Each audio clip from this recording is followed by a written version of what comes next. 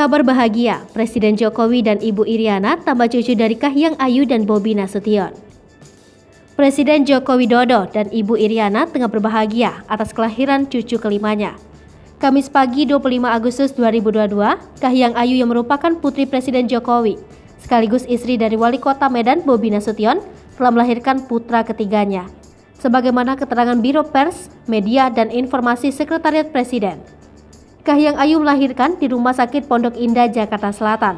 Presiden Jokowi dan Ibu Iriana turut mendampingi Kahiyang dalam proses melahirkan dengan datang ke rumah sakit pukul 5:50 waktu Indonesia Barat.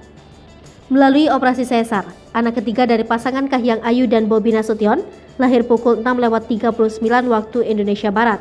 Adik dari Sedah Mirat dan Panembahan Al Nahyan tersebut berjenis kelamin laki-laki dengan berat badan 3,49 kg dan panjang badan 48 cm. Setelah itu, Presiden Jokowi meninggalkan rumah sakit pada pukul 7:15 untuk melaksanakan aktivitasnya di Istana Merdeka.